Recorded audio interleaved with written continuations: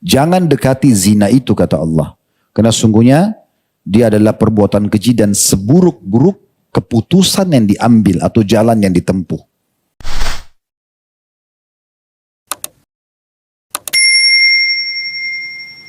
Pertanyaan berikutnya, Ustadz, seputar dosa-dosa besar.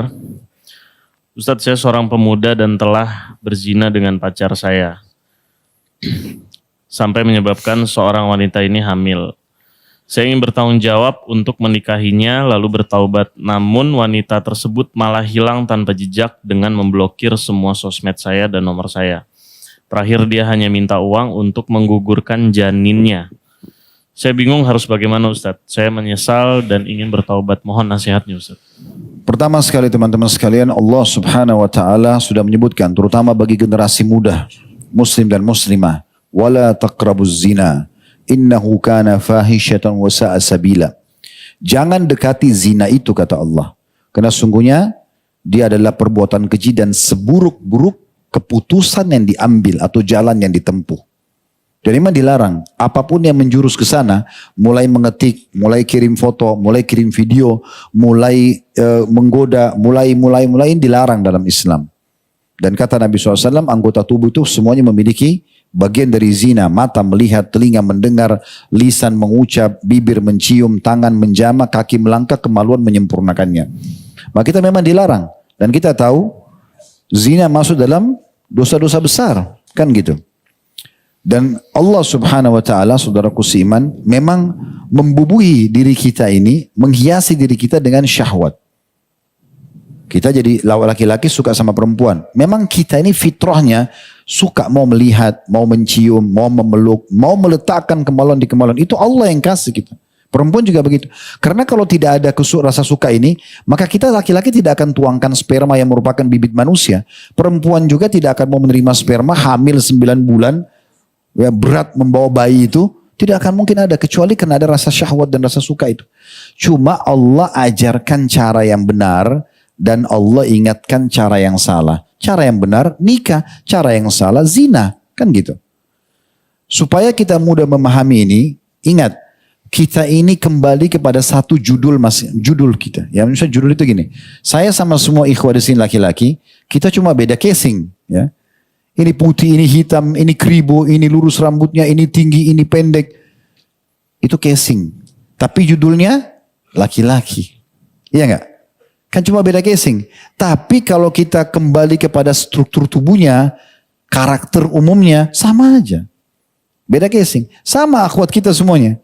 Judulnya adalah wanita. Beda casing ya. Makanya Nabi SAW bilang, ini kata kunci luar biasa. Kata beliau, siapapun di antara kalian yang keluar dari rumahnya, kemudian tergoda syahwatnya kepada perempuan yang tidak halal bagi dia, segera kembali kepada istrinya. Perhatikan penutupan hadisnya, kata Nabi SAW, karena istrinya memiliki apa yang dimiliki oleh wanita tersebut. Kemaluannya sama. Beda casing aja. Orang kalau sudah lagi biologis, ini yang bujang-bujang nggak tahu, belum tahu kan.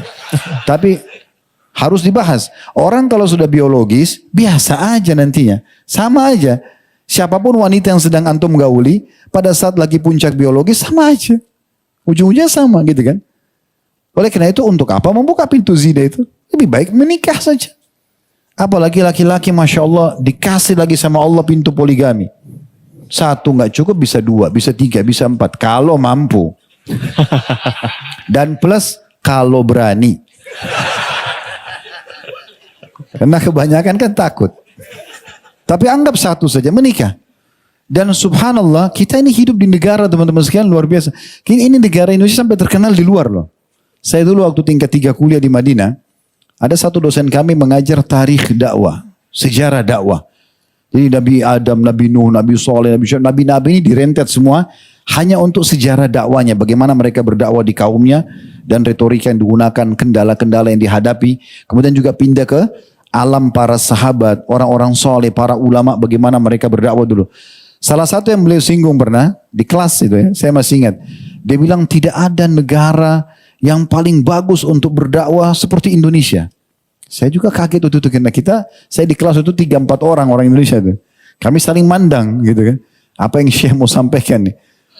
Terus dia bilang karena orang Indonesia kalau diberikan nasihat mau dengar. Dan yang tidak kalah penting, dai itu mudah sekali untuk menikah. Oh gitu.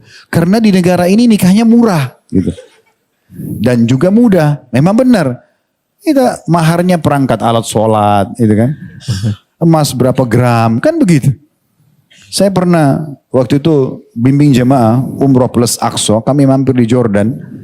Pas saya lagi di kota Petra, ada satu anak muda masih bujang belum nikah, umur sudah 31 tahun. Saya sewa kudanya untuk keliling di situ. Kemudian saya sambil nanya tentang udara, cuaca di sana, kebiasaan orang Jordan. Akhirnya sampai masalah pernikahan. Kamu sudah nikah? Saya bilang, belum. Dia bilang, belum. Saya bilang, kenapa kau belum nikah? Dia bilang, nikah di negara kami mahal sekali. Saya bilang, memang berapa biaya pernikahan? Dia sebutkan angka karena uang mereka kalau nggak salah dinar. Dan dinar itu 1 dinar kalau salah $2,5. Jadi kurs mereka itu tinggi sekali. Jordan itu. Terus saya tanya berapa kira-kira biaya pernikahan yang paling murah? Dia bilang kalau dalam bentuk US, uang dolar itu sekitar $100.000. 1,5 miliar. Itu pernikahan orang yang paling miskin di sana. Antum ini modalnya datang ke kampung, datang ke imam masjid, ke kiai, tolong saya mau menikah. Dibantu. Bilang saya cuma pendapatannya 2 juta, 3 juta. Dicariin orang yang pakai bedak 50.000. Ya? Yang bisa kelola, masih bisa nikah. Alhamdulillah, bagus. Kenapa tunda-tunda pernikahan? Kalau nikah mudah, kecuali antum di satu negara yang susah menikah, biayanya mahal antum tidak punya, mungkin itu pun tetap tidak boleh zina ya.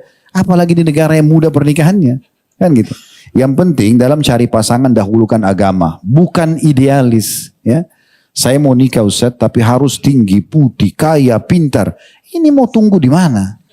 Kalau berkumpul ada alhamdulillah. Kalau tidak ada satu dari kriteria sudah masuk agamanya, udah bismillah istikharahkan. Mungkin itu yang terbaik buat antum. Ya. Karena nanti kalau sudah interaksi dalam rumah tangga akan muncul cinta dengan sendirinya karena pengorbanan yang ada, gitu kan? Walaupun cantiknya luar biasa atau tampannya luar biasa, kalau tidak beragama, ini akan membuat kita tidak nyaman dalam rumah tangga. Kan itu poinnya. Allahu a'lam. Ya. Tapi pertanyaan berikutnya Ustaz, saat ini saya sedang terjerat pinjol Ustaz. Maaf, tadi itu apa yang harus dilakukan dia karena sudah terlanjur hamil ya. Iya. Nah, ini bahaya sekali nih karena nanti jadi hilang nasab ya. Kalau orang anak zina itu tidak ada penisbatan nasab kepada pemilik sperma, ya. Itu sudah kesepakatan jumhur ulama. Oleh karena itu jangan sembarangan tumpahkan sperma di kelamin atau di kemaluan, maaf, yang tidak halal. Ya. Ini bahaya sekali, apalagi di kemaluan pelacur, ini bahaya sekali. Hati-hati, karena setetes sperma saja jatuh ke rahim dia dan dia hamil, maka sudah cukup dia akan menjadi status ibu anak kita selamanya, dunia akhirat. Jadi nggak boleh sembarangan. Harus kita jaga sperma itu kebersihan dan kemurniannya. Sampai ulama mengatakan kalau ada sperma yang dituangkan sebelum akad nikah, dan ada setelah itu dia menikah, dan ada sperma dituangkan habis menikah. Padahal sebenarnya sama-sama sperma. Ini halal, ini enggak. Coba. Kan bahaya sekali. Ini anak jelas statusnya, ini enggak. Berarti tidak boleh ada penisbatan nama kepada anak zina, otomatis enggak ada warisan. Kalau dia anak perempuan tidak bisa si laki-laki pemilik sperma ini menjadi walinya. Jadi banyak rentetannya. Untuk apa gitu? Kenapa enggak menikah saja? Kan gitu. Sekarang pertanyaan dari penanya ini sama bagian terakhir pertanyaannya. Lalu bagaimana? Saya mau bertanggung jawab, saya mau tobat, tapi perempuan ini sudah hilang. Ya sudah, qadarullah masya'fal. Yang penting antum taubat dulu kepada Allah Subhanahu wa taala nasuha, minta sama Allah petunjuk. Kalau memang antum sudah niat baik ini bertanggung jawab dan dia tidak ada, ya sudah, tinggal menikah sama orang lain. Ya qadarullah masya'fal. Yang penting kita sudah coba untuk bertanggung jawab. Allahu a'lam. Ya.